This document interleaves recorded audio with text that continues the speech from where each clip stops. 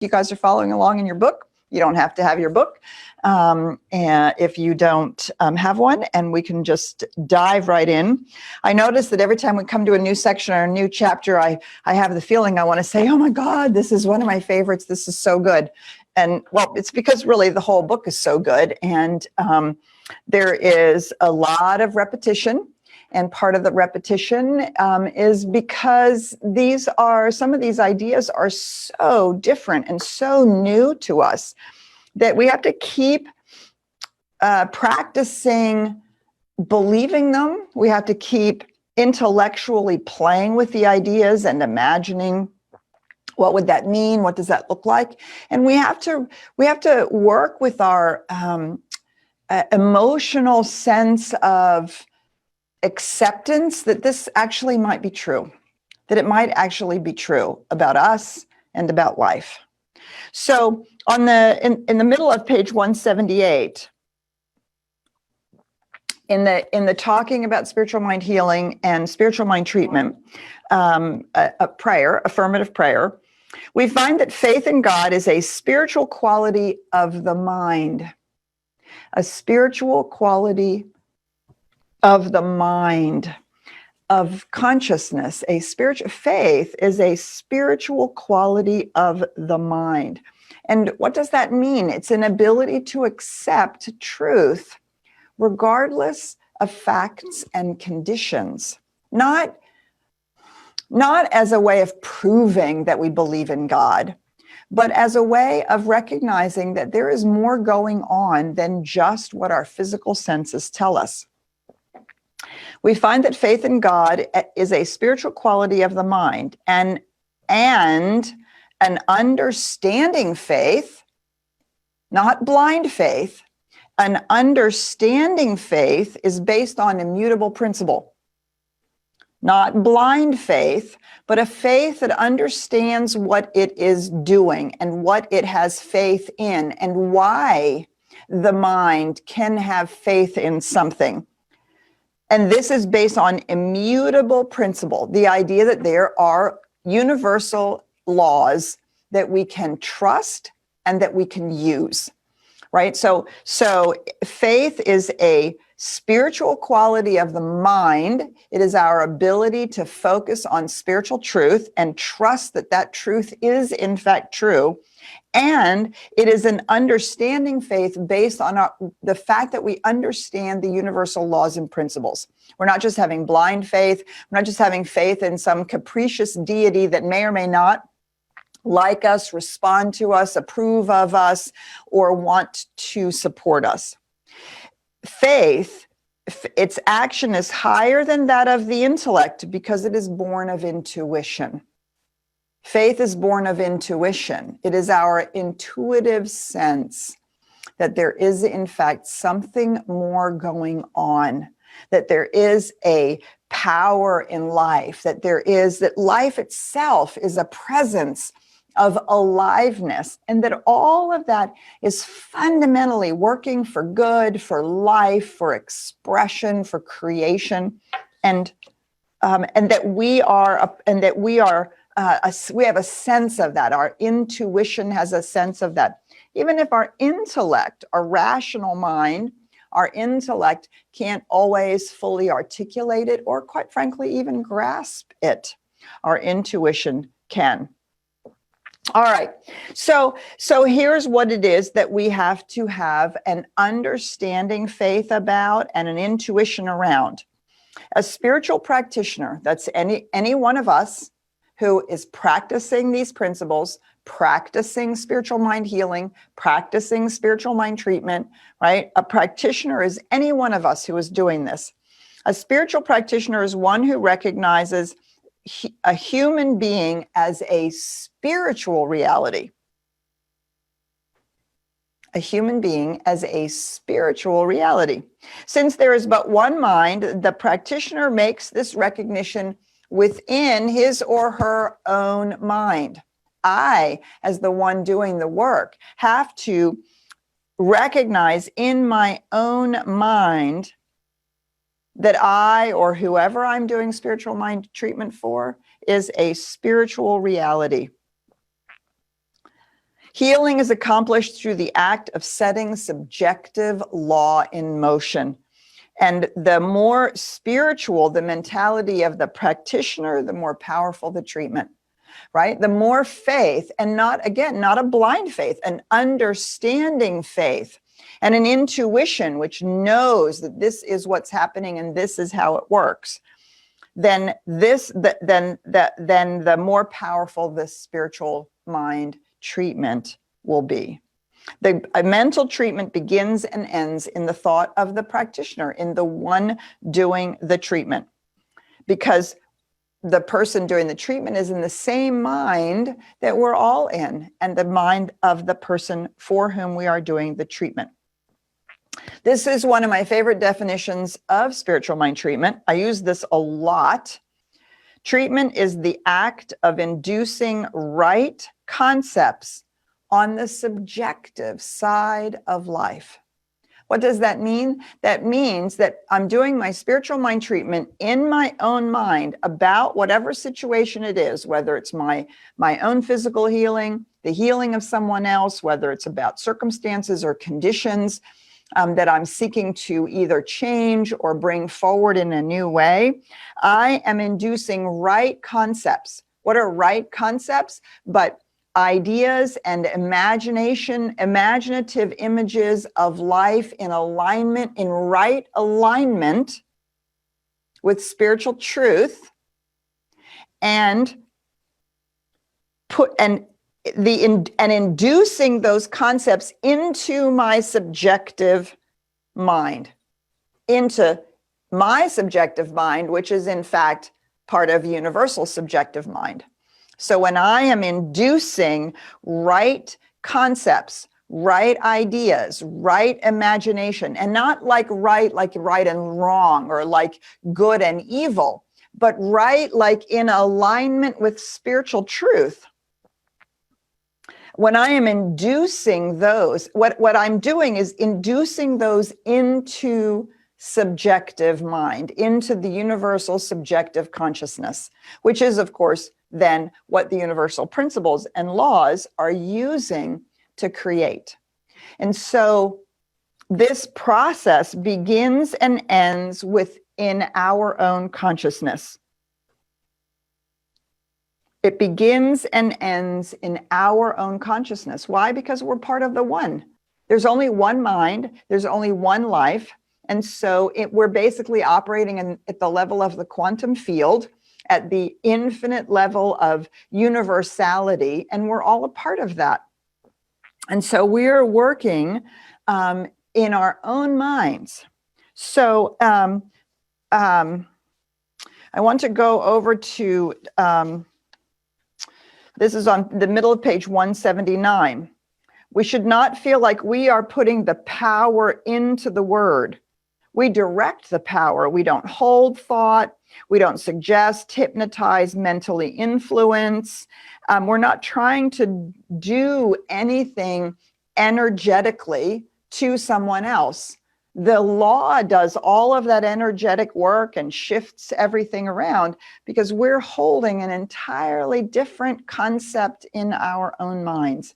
And we are doing the work to lodge that into our subjective reality. And what does that mean? To induce it into our subjective reality, but to believe it is true. That's what that means. And because it's what we believe to be true that's actually being manifested. Not just, oh, I'm having this rational thought. Oh, I'm thinking about this thing. Oh, right. We're doing that in our conscious mind. We're doing that and working with it with an understanding faith and an intuition that says this is the truth. And we're doing that to the point where we're literally inducing that thought into our subjective reality, where our being, our mind, emotion, and our whole system goes, yes, that, that's the truth. Yes, that's what I know to be true, right? And in that moment, that idea, that healing intentionality has been planted in universal subjective mind because we have come to believe that it is true. So spiritual mind treatment is really the art and the process of inducing a new belief in our own consciousness. And that is the healing work, right? Because then the law, the universal principle, its job is automatic. It works automatically. We don't have to make that happen. So this is, so I just want to, this next sentence on page 179, personal magnetism has nothing to do with mental healing, right? Healing is, so it's not about us, it's not about our personality. It's not about how well we can say the words. It's not about how gorgeous and flowery things are. It's not about how much, well, it's actually not even how much somebody believes what it is that we're saying for and about them. Because the person that we're doing treatment for, if it's not us, doesn't even have to be in the room. They don't even have to be listening. They don't even have to hear it. Because we're doing this work in the universal mind, in the oneness of life itself.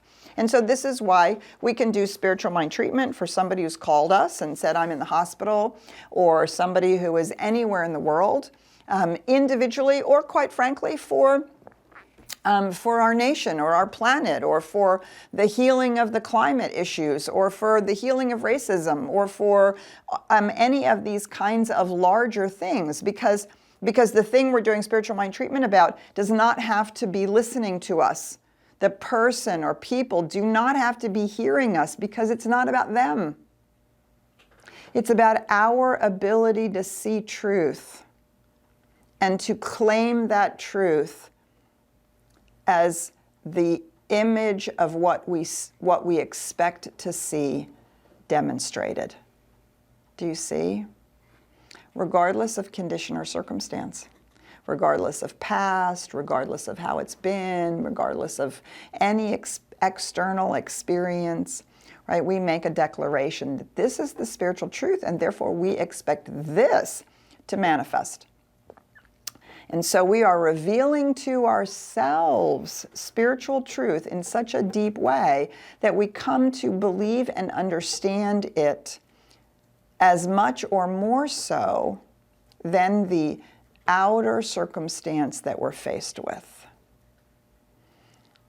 That takes an enormous amount of recognition that we go back to the beginning, that we are spiritual beings having spiritual reality, living in a spiritual reality, and that we are part of this whole, that we're part of the one infinite reality, that we're part of the universe, and that we're a place where the universe is waking up to itself and discovering that it can actually do this, that this is how creation is actually happening.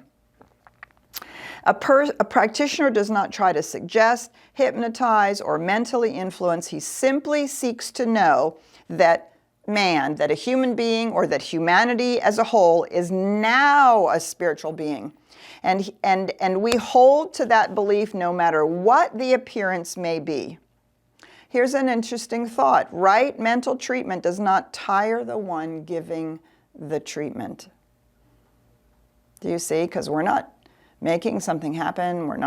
We're describing to ourselves spiritual truth and how we expect to see that spiritual truth manifest in the world in a particular situation or circumstance for particular people. All right. So this is a great summary of how spiritual mind treatment works.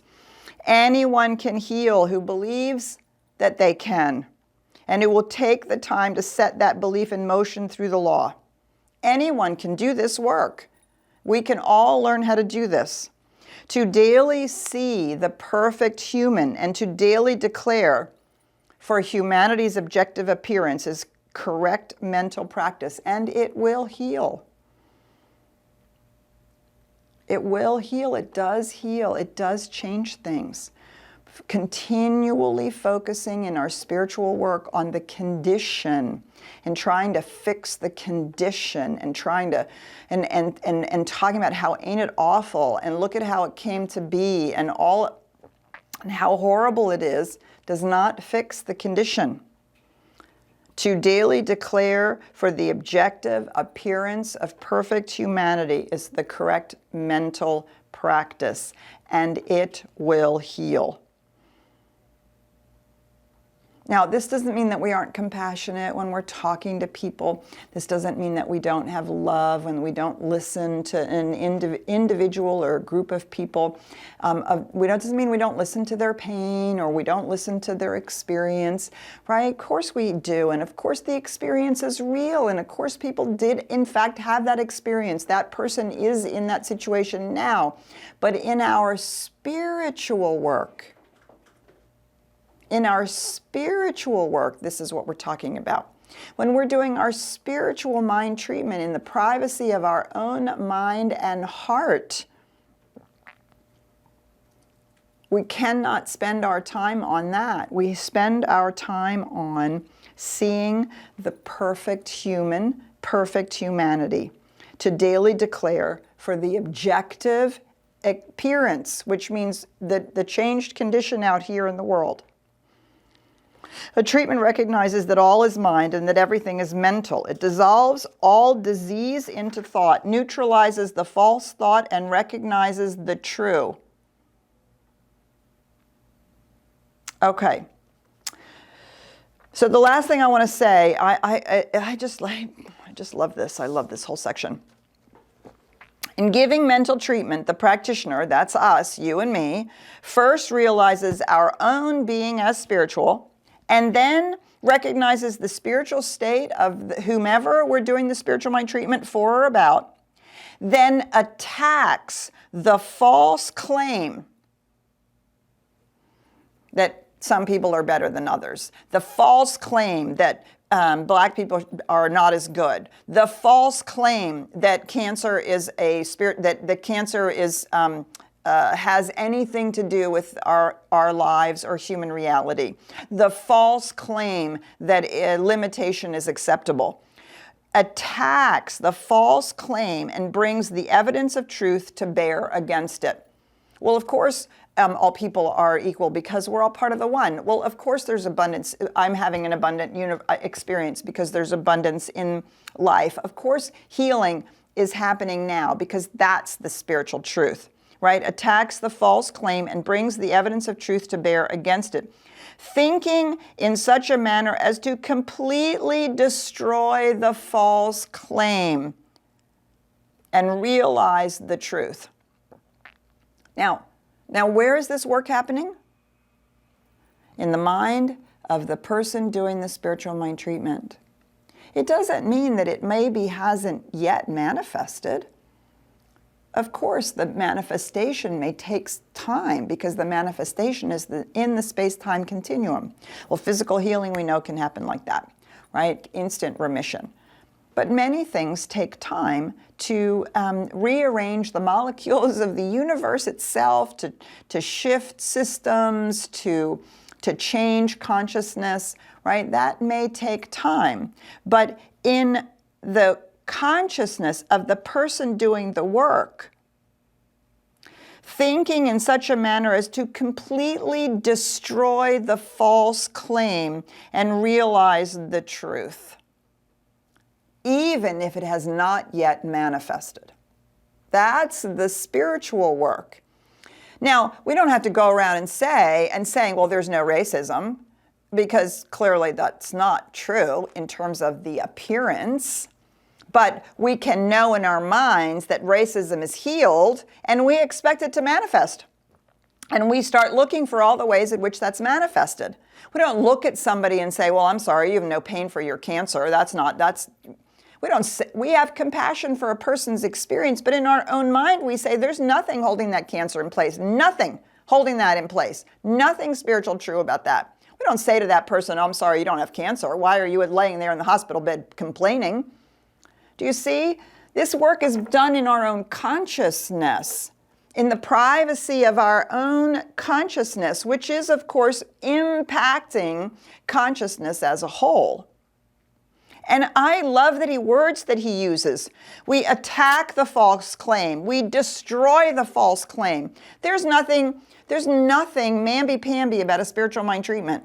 There's nothing wrong with being emphatic. Actually, we used to have a practitioner here at CSLDallas. She has passed away since she's been a practitioner with us. But she would drop F-bombs in her spiritual mind treatment. Oh my God, when she did a spiritual mind treatment, you could hear the conviction, you could hear the passion and the power and there's no truth to this and no truth to that. I mean, you can think about it. I think about it sometimes as lightning bolts. I'm frying the ideas. I'm literally frying the ideas. No, that's not the spiritual truth.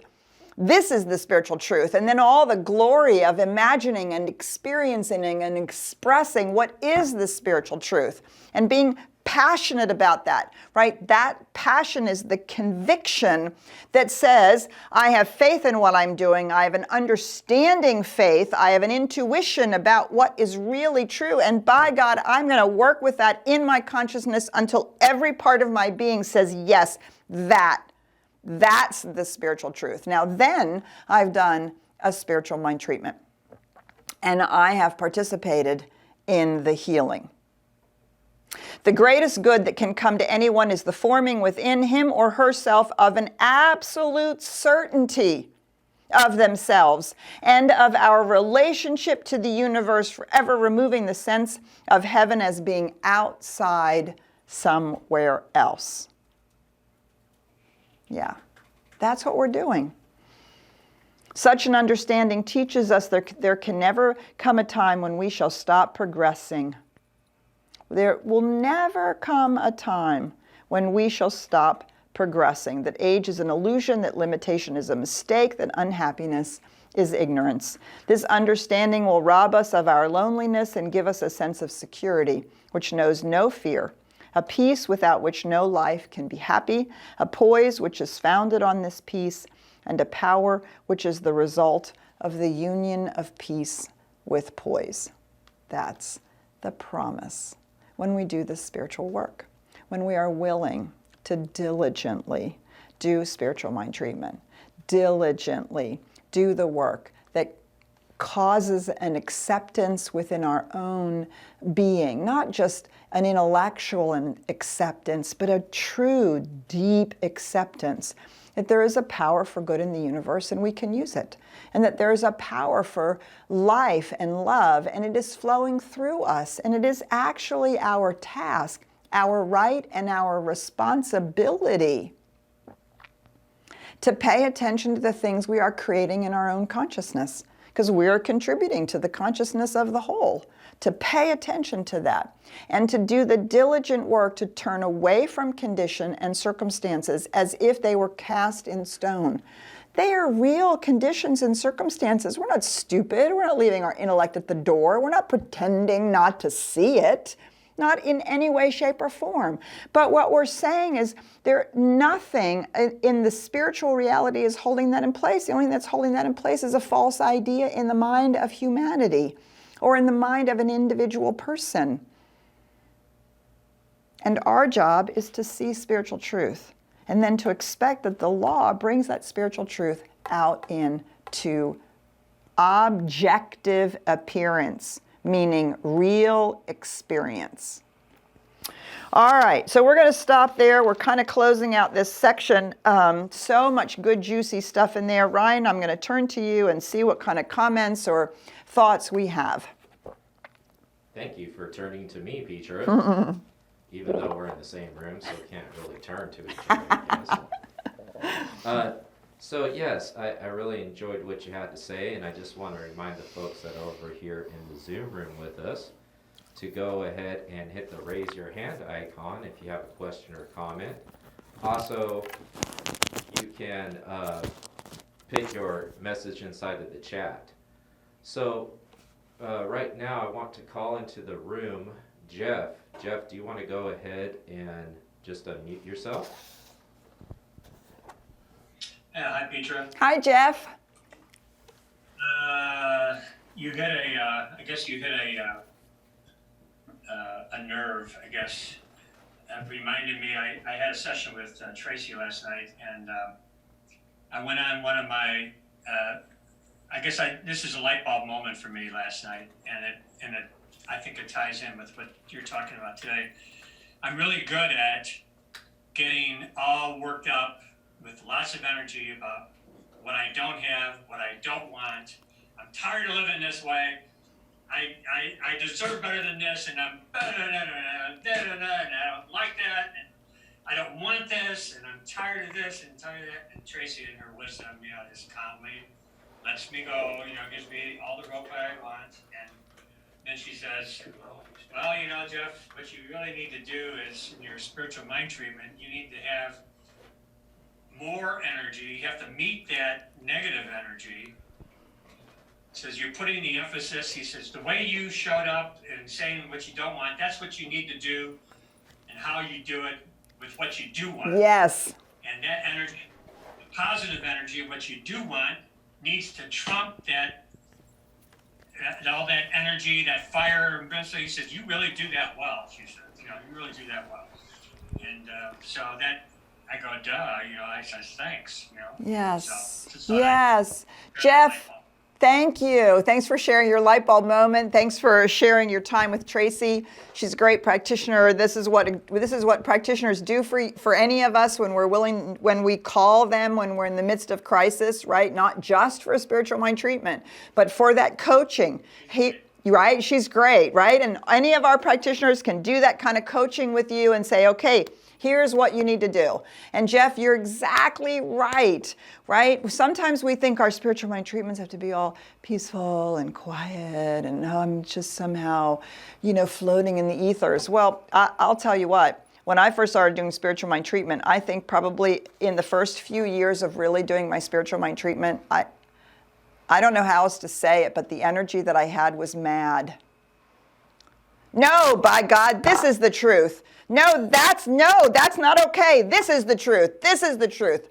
Right? And having that intense energy. And we think that, well, I don't know what we think, but I observe people, and it seems like, well, I'm somehow letting Spirit speak through me, so I have to be open and I have to be all angelic and all quiet and peaceful. No, you don't.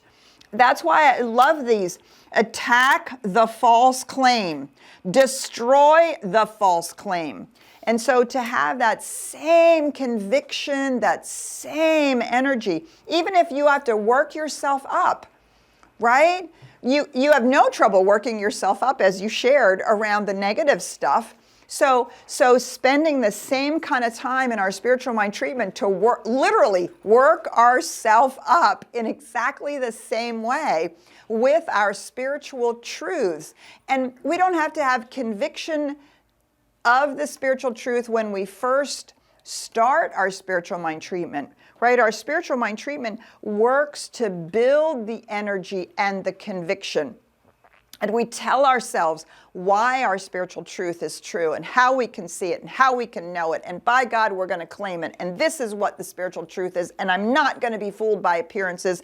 And I'm no longer going to be paying attention to all that negativity. I am going to know that I am spiritually truth. I am the spiritual reality, right? And so we literally work ourselves up, not in a emotional, sentimental way, but in a deep, energetic way.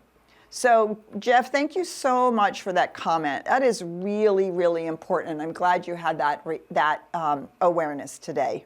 Thanks so much. All right. So, Ryan. Yeah, so I'm going to bring Shauna into the room. Shauna, do you want to go ahead and talk? Good morning, Shauna. Good morning, Dr. Petra. So I'm calling you from the mountains of the Rockies. Yay! I arrived here, 2 nights ago. Lovely. And as I left, yes, it's wonderful. And as I left, drove out. We lost. I saw the wide. Shauna, Can you hear me? you're cutting in and out. Okay, start again as you left. Okay. Yeah, I'm going to go into it. So as I drove out west of Fort Worth, can you hear me now? Yes, perfect. I'm in a casita, so the coverage is a little. I have to go to the right room. Right. And I saw the wide, beautiful expanse of America, the blue skies, though they were a little dusty with the Sahara dust, and the wide plains, and drove into the mountains. I was reminded of truth about our country.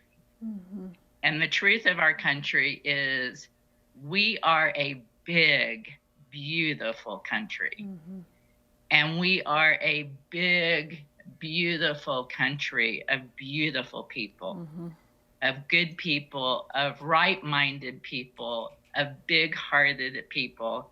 And I realized that living in Dallas, I had forgotten that. Yes. I had forgotten how good we are as a country.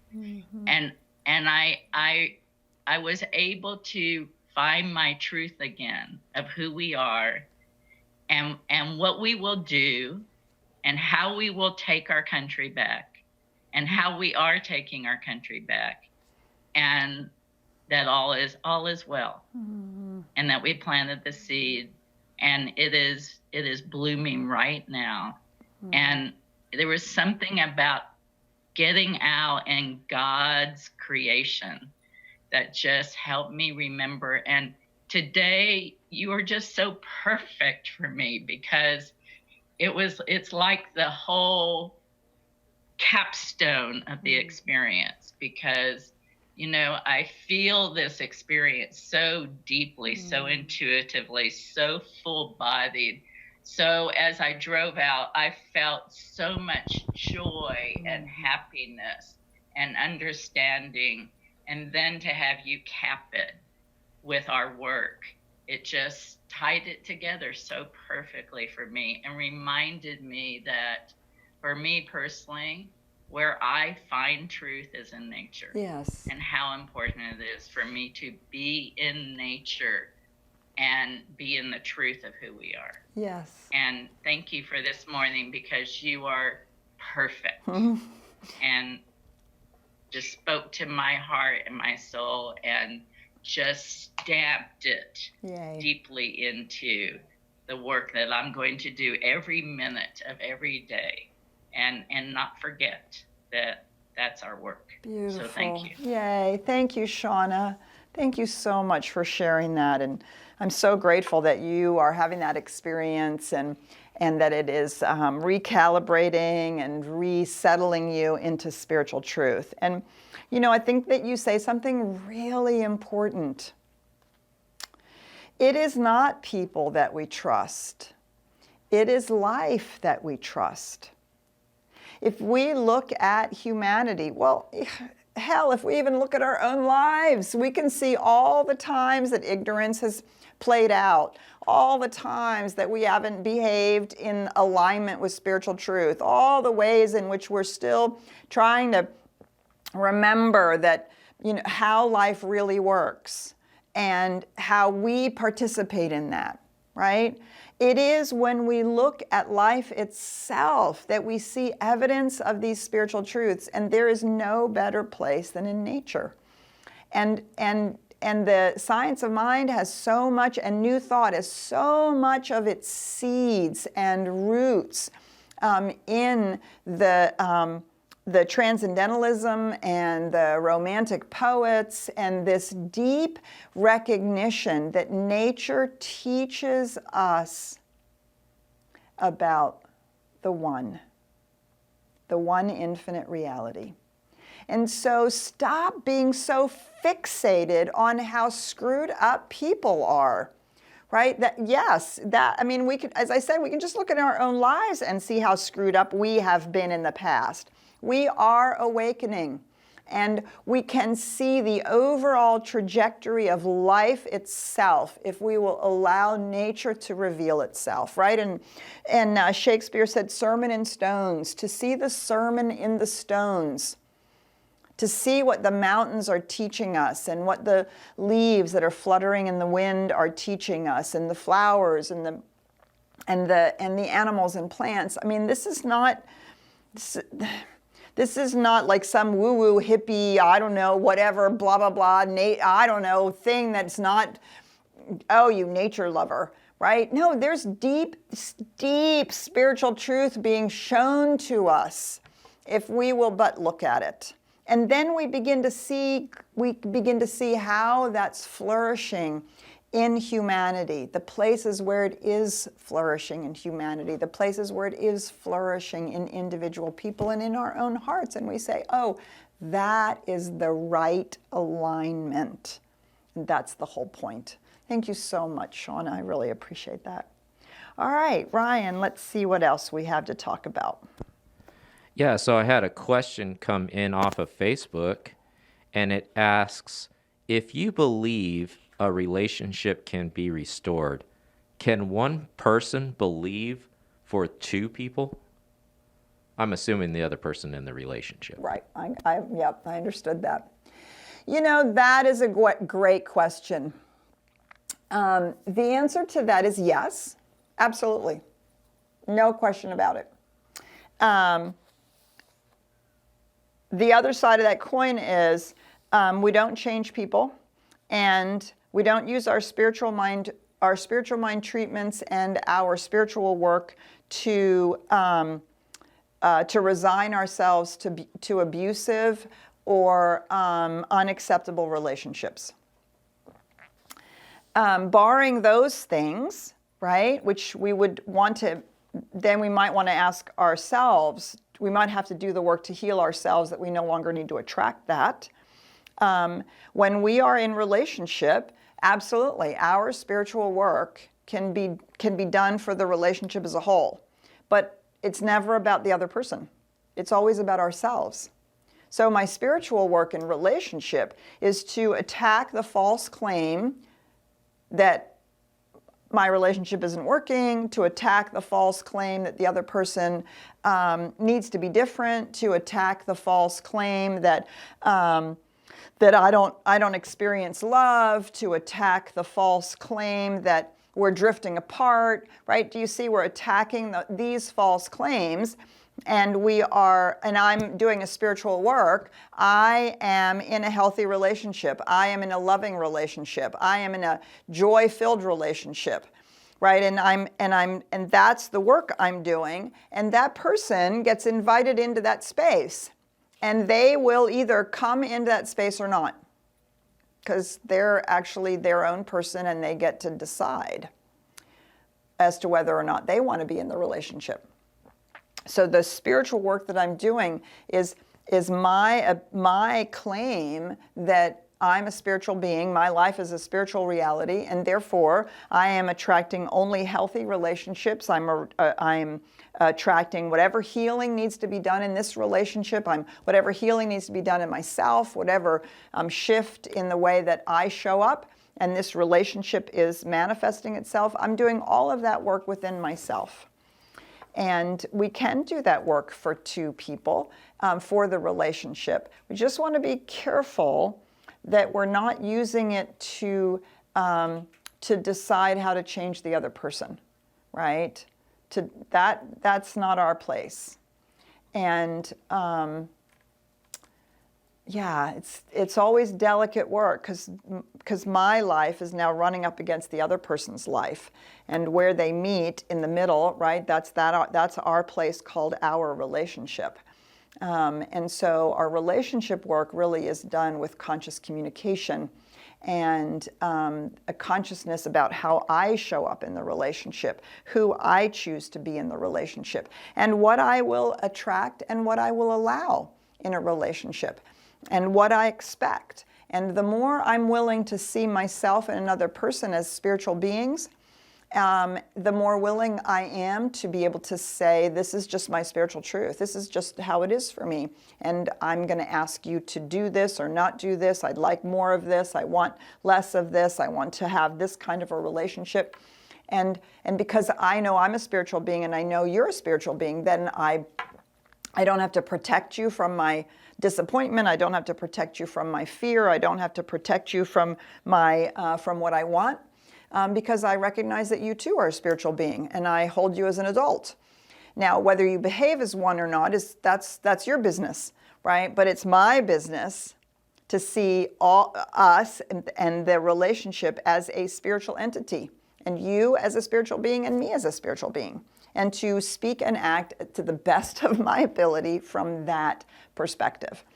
And so, so yes, there's absolutely powerful work. And I will tell you, years and years and years and years ago, I remember reading an article which I thought was just really amazing, which I have sought to practice, is that you can heal a relationship simply by starting to say, well, two things. One, start noticing all the things the person does right as opposed to all the things they do wrong.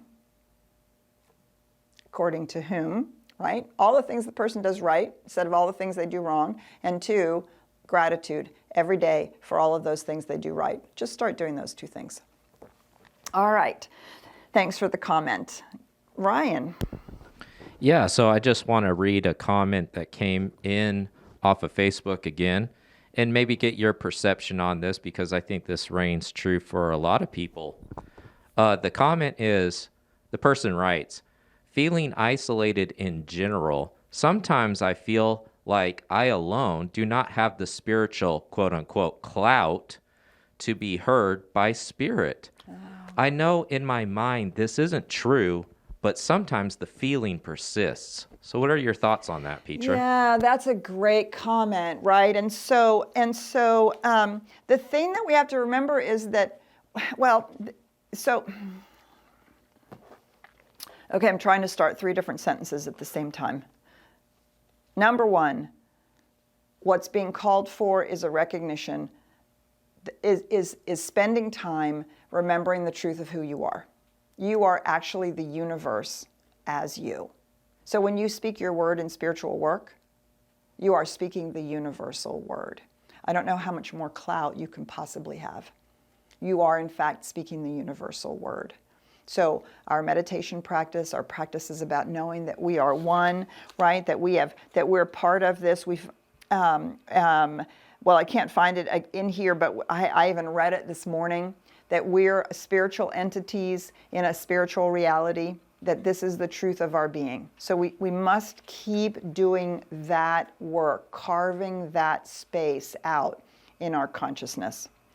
So that's the first piece. When I don't feel like I have the spiritual clout, or I don't feel like me by myself is enough, I am evidencing that I still believe that I am somehow separate from this universal, from the law, from the work, that I'm still somehow separate, and that there's a gap. And that gap is a gap only in our own minds. There's nothing true about that gap.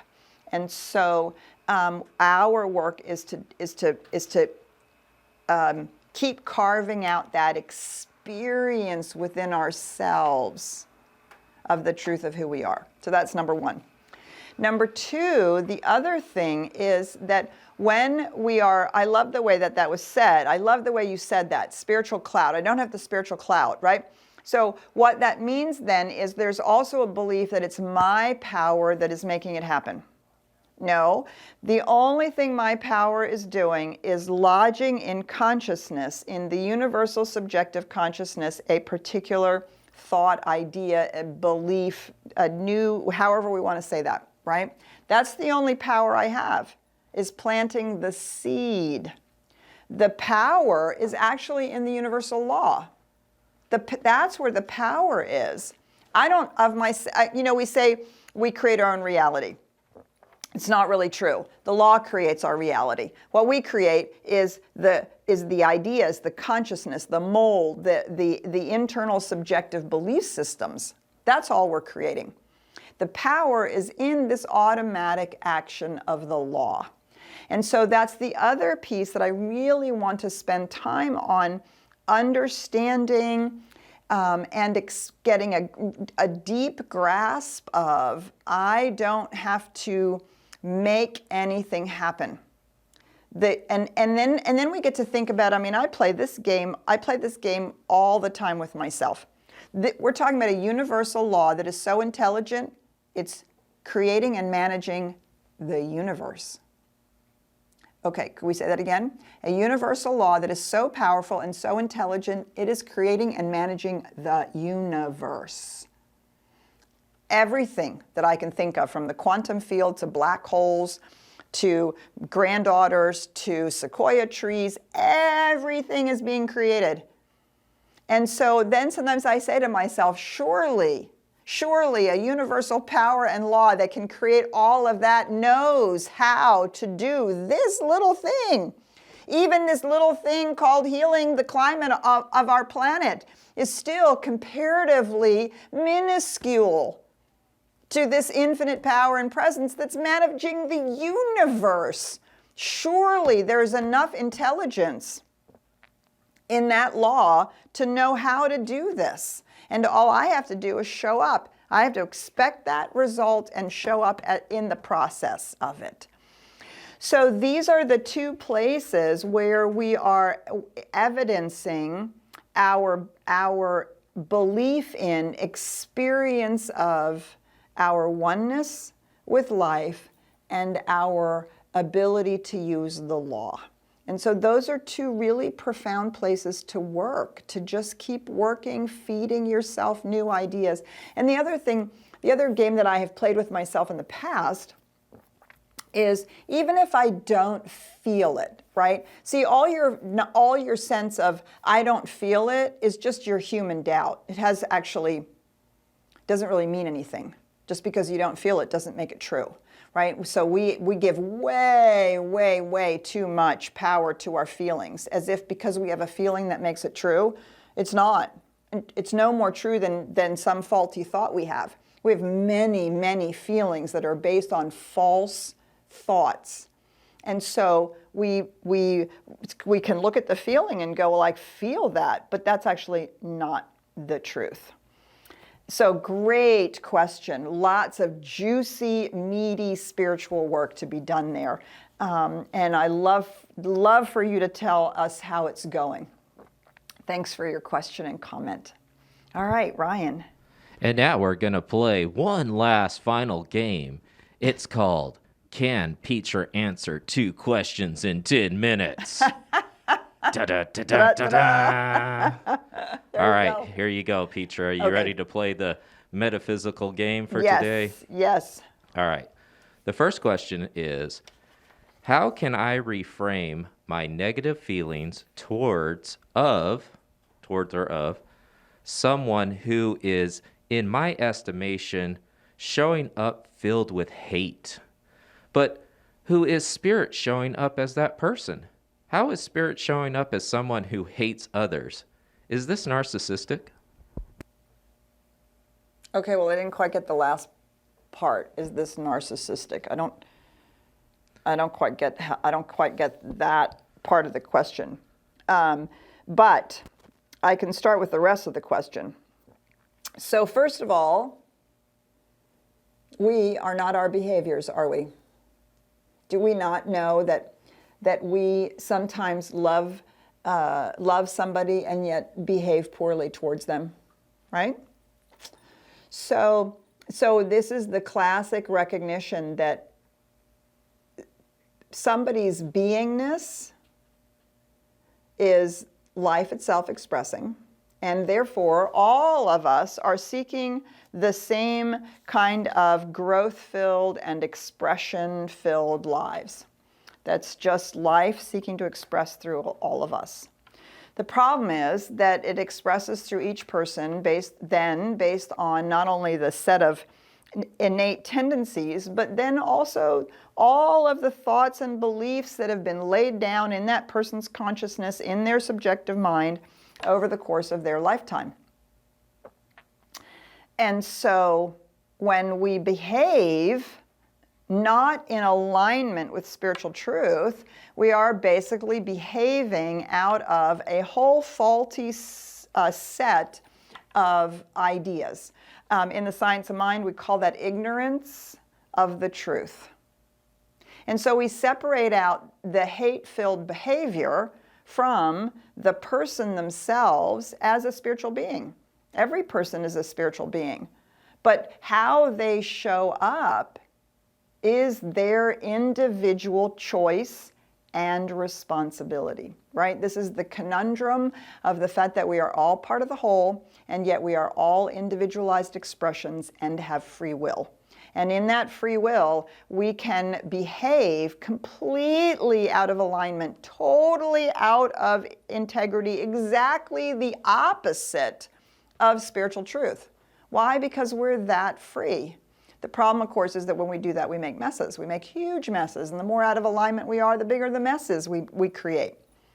And so I have a perfect right and responsibility myself to be able to look at that person and say, yes, actually, that is also part of the one.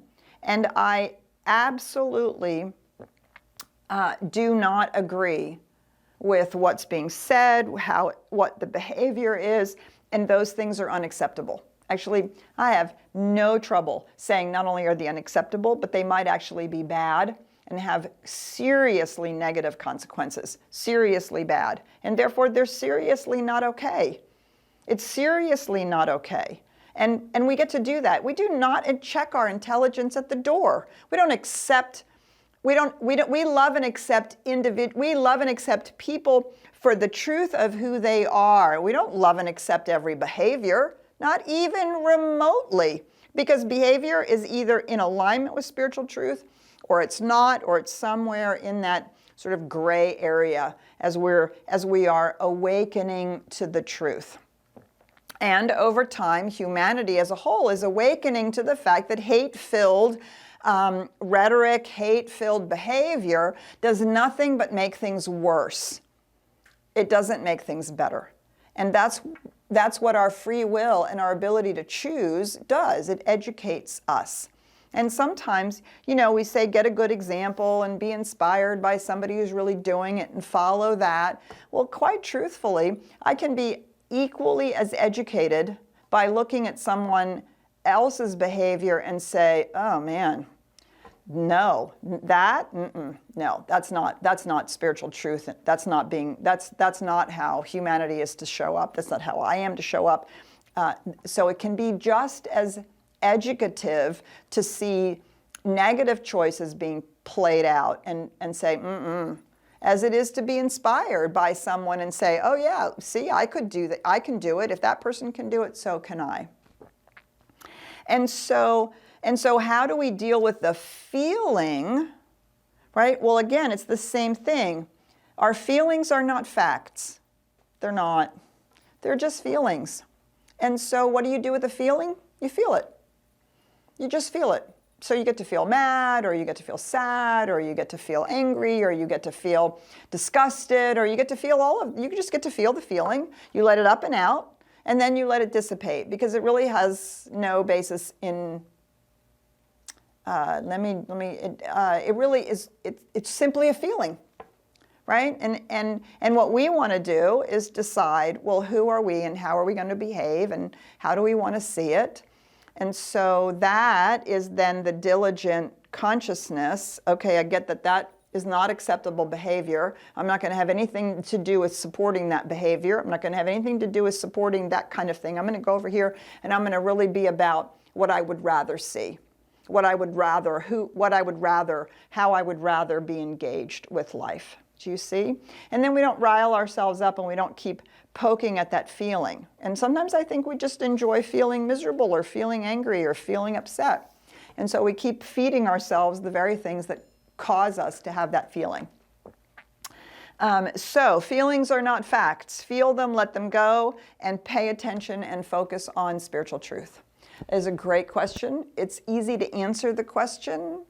It's harder to practice, right? That's why we call it spiritual practice. It's an opportunity to practice.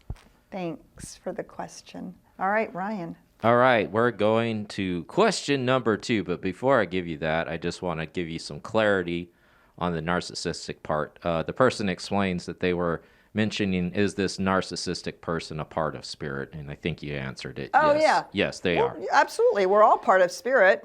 We just don't all show up with that shining through. All kinds of false beliefs and false attitudes and false experiences of reality cover that up.